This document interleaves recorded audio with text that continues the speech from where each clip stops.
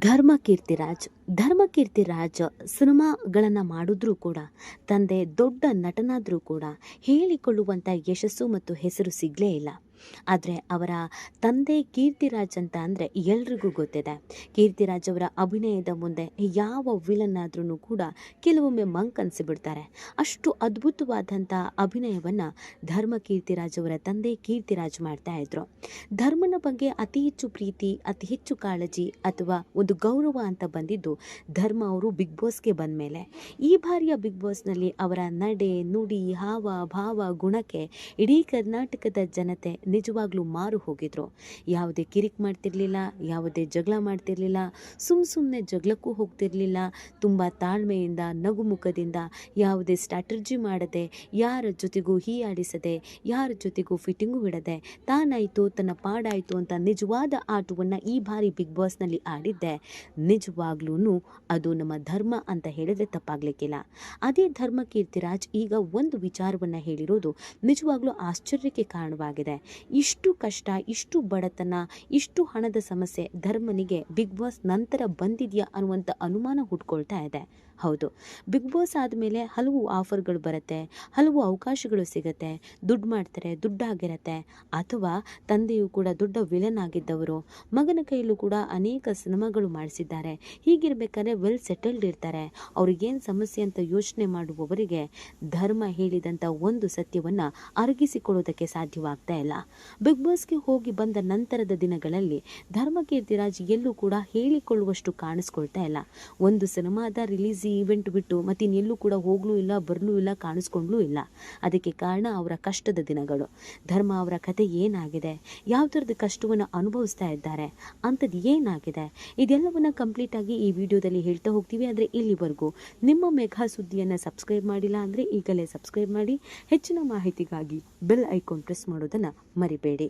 S, ನಟ ಧರ್ಮ ಅಂದರೆ ಒಮ್ಮೆಲೆ ನೆನಪಾಗೋದು ಸ್ವಲ್ಪ ಕಷ್ಟ ಇತ್ತು ಬಿಗ್ ಬಾಸ್ ಬರೋದಕ್ಕಿಂತ ಮುಂಚೆ.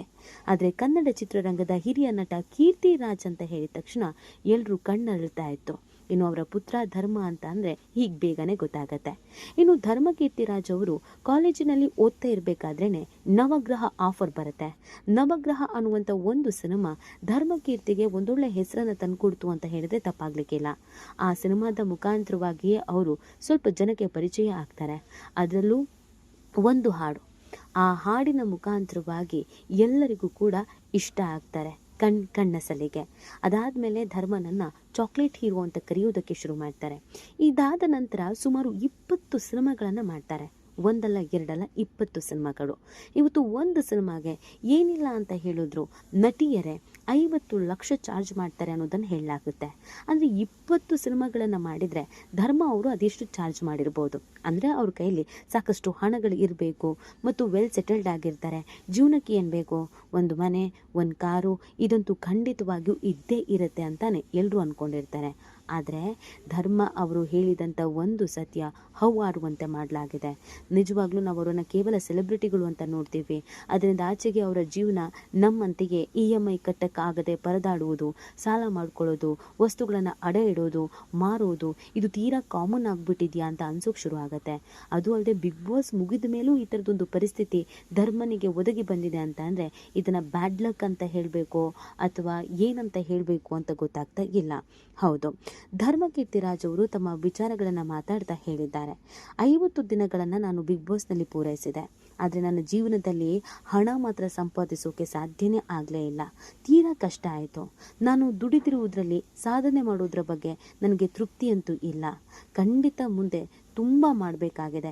ಜೀವನದಲ್ಲಿ ಸಾಕಷ್ಟು ಏರುಪೇರುಗಳನ್ನು ನೋಡಿದ್ದೇನೆ. ಕೋವಿಡ್ ಸಮಯದಲ್ಲಿ ನಾನು ಸಾಕಷ್ಟು ಅನುಭವಿಸಿದ್ದೇನೆ. ಏನು ಅಂತ ಹೇಳಿದ್ರೆ, ನಾನು ಇಷ್ಟಪಟ್ಟು ಖರೀದಿ ಮಾಡಿದಂಥ ನನ್ನ ಕಾರು 1 ಲಕ್ಷ ಕಿಲೋಮೀಟರ್ ಓಡಿತ್ತು. ಆಗಲೇ ನನಗೆ ಜೀವನನೇ ಸಾಕು ಅಂತ ಅನಿಸ್ಬಿಟ್ಟು ನನಗೆ EMI ಅನ್ನೋದು ಕಟ್ಟೋದಕ್ಕೆ ಸಾಧ್ಯನೇ ಆಗಲಿಲ್ಲ. ಎಷ್ಟು ಮಟ್ಟಿಗೆ ಪರದಾಡಿದೆ ಅಂತ ಅಂದರೆ Audi A4 ಕಾರನ್ನು ನಾನು ಕಷ್ಟಪಟ್ಟು ನನ್ನ ದುಡ್ಡಿನಲ್ಲೇ ನಾನು ಖರೀದಿಸಿದೆ. 4 ವರ್ಷ ಇಟ್ಕೊಂಡೆ. ಕಾರಿಗೆ ನಾನು ಡೌನ್ ಪೇಮೆಂಟು ಮಾಡಿ ಮಾಡಿದ್ದೆ, ಇ ಎಮ್ ಐಗಳನ್ನು ಕಟ್ಟಿದೆ. ಆದರೆ ಪರಿಸ್ಥಿತಿ ನನ್ನ ಕೈಯನ್ನು ಮೀರಿ ಹೋಯಿತು. ಎಷ್ಟರ ಮಟ್ಟಿಗೆ ಪರಿಸ್ಥಿತಿ ನನ್ನ ಕೈ ಮೀರಿ ಹೋಯಿತು ಅಂತಂದರೆ, ನಾನು ಎಷ್ಟೇ ಆ ಕಾರನ್ನು ಉಳಿಸ್ಕೊಳ್ಬೇಕು ಅಂತ ಪ್ರಯತ್ನ ಪಟ್ಟರು ಕೊನೆಗೆ ಆ ಕಾರನ್ನು ಉಳಿಸ್ಕೊಳ್ಳೋಕ್ಕಾಗಲೇ ಇಲ್ಲ, ಇ ಎಮ್ ಐ ಕಟ್ಟೋಕ್ಕಾಗಲೇ ಇಲ್ಲ. ನನಗೆಲ್ಲ ಕಡೆ ಮುಜುಗರ ಆಗ್ತಾಯಿತ್ತು. ನನಗೆ ಆ ಸಂದರ್ಭದಲ್ಲಿ ಉಳಿದಿದ್ದು ಒಂದೇ, ನನ್ನ ಕಾರನ್ನು ಮಾರಬೇಕು ಅಂತ. ಹೌದು, ನನ್ನ ಬ್ಯಾನ್ಸ್ ನನ್ನ ಬೌನ್ಸ್ ಬ್ಯಾಕ್ ಮಾಡಿದ್ದೇ ಈ ಕಾರು ಅನ್ನೋದನ್ನು ಕೂಡ ಹೇಳಿದ್ದಾರೆ ಧರ್ಮಕೀರ್ತಿರಾಜ್. ಕೊನೆಯದಾಗಿ ನಾನು ಇ ಎಮ್ ಐಯನ್ನು ಕಟ್ಟೋಕ್ಕಾಗ್ದೇ ನನ್ನ ಕಾರನ್ನು ಮಾರಬೇಕಾಯಿತು ಅಂತ ಹೇಳಿದ್ರು. ತಂದೆ ತಾಯಿಗೆ ಮಗನಾಗಿ ಏನು ಮಾಡಬೇಕಾಗಿತ್ತು ಅದನ್ನು ಮಾಡಿದ್ದೀನಿ. ಇರುವವರಿಗೆ ನಾನು ಚೆನ್ನಾಗಿರಬೇಕು ಅನ್ನೋದು ಅವ್ರ ಆಸೆ, ಆನೆ ಇದ್ದಂತೆ ಇರಬೇಕು ಅನ್ನೋದು ಅವ್ರ ಆಸೆ. ನಾನು ಹಾಗೆ ಇರಬೇಕು ಅಂತ ಅಂದ್ಕೊಂಡಿದ್ದೀನಿ. ಇ ಎಮ್ ಐಗಳನ್ನು ಕಟ್ಟಲೇಬೇಕು, ಆದರೆ ಏನು ಮಾಡೋಕ್ಕಾಗತ್ತೆ, ಕಷ್ಟ ಅನ್ನೋದು ಬಂದೇ ಬರುತ್ತೆ.